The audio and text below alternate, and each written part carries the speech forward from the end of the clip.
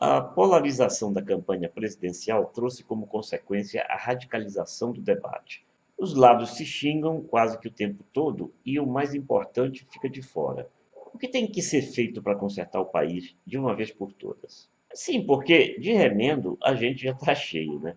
E até já passou da hora de ter um projeto para o país, mas se correr ainda dá tempo. Aliás, um projeto para o país é algo que, por sinal, o Brasil nunca teve. E é essa a razão principal de todos os nossos infortúnios.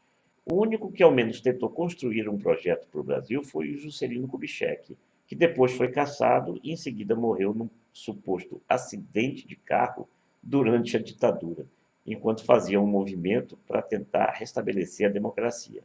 A pobreza do debate só se compara à pobreza do país. Rótulos continuam sendo usados para taxar os adversários, principalmente quando são abordados assuntos como injustiça social e criminalidade. Isso revela mais uma vez a dimensão da ignorância dos brasileiros sobre seu próprio país. Ora, nem mesmo os capitalistas mais radicais, que realmente estudam o assunto com honestidade e seriedade, nem mesmo eles são capazes de negar a existência de fossos sociais gigantescos no Brasil. E os mecanismos, vamos chamar assim, para manter essa desigualdade, aliás, essas desigualdades, estão aí no cotidiano para quem quer enxergar. Os impostos no Brasil são altamente regressivos.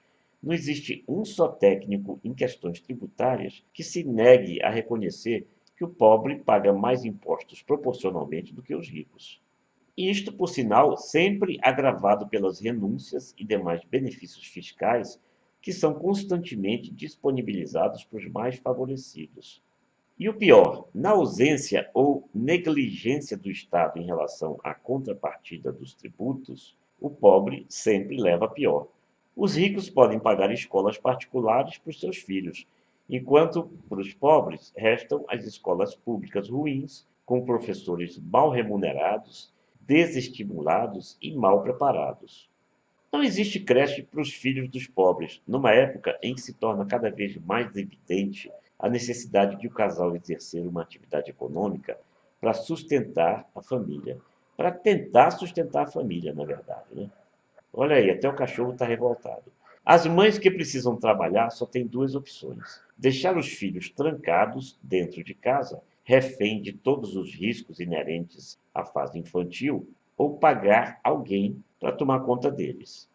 E isso, evidentemente, resulta em despesa e, portanto, em subtração de grande parte de seus salários ou de seus ganhos como trabalhadora avulsa, no caso da mulher, evidentemente. A já citada pobreza do debate se resume em taxar como esquerdopatas quem reconhece e aponta a existência dessa realidade, que, por sinal, não é negada nem pode ser ignorada por quem realmente tenha responsabilidade e caráter. Cala a boca, cachorro, nós estamos tratando de todos esses problemas. No ensino básico, os pobres têm escolas ruins e, se quiserem cursar o ensino superior, têm que pagar faculdade particular para conciliar os horários com a extensa rotina de trabalho. Enquanto isso, os filhos dos ricos, que não precisam trabalhar até se formarem, estudam em universidades públicas. Todos os desajustes do sistema educacional se refletem na falta de qualidade da mão de obra. E isso, obviamente, se reflete na falta de competitividade do Brasil na chamada economia global, que exige cada vez mais qualificação. E essa ausência de oportunidade para as classes desfavorecidas não se resume ao ensino superior, mas também ao ensino técnico e ao estudo e qualificação profissional em todos os níveis e de maneira geral. Isso não é prejuízo apenas para as pessoas, mas também, obviamente, para o próprio país, o que, numa roda viva, se transforma em prejuízo para as pessoas, em última análise, porque são elas que constituem a nação. Menos educação, menos produtividade, mais pobreza.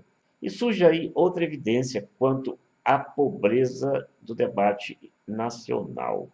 A noção equivocada de que os problemas podem ser analisados de maneira isolada.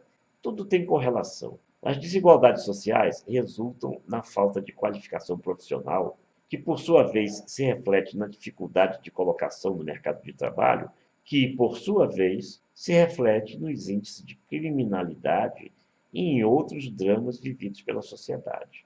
Ao lado disso tudo, existem ainda as consequências do desenvolvimento tecnológico. Profissões e atividades serão extintas, mão de obra desqualificada perderá cada vez mais espaço e os dramas sociais tendem a se agravar. Os pobres têm muitas vezes que gastar até o que não têm, e os ricos nunca precisam gastar tudo o que têm. As famílias pobres entram na espiral do endividamento, que normalmente se transforma em bola de neve.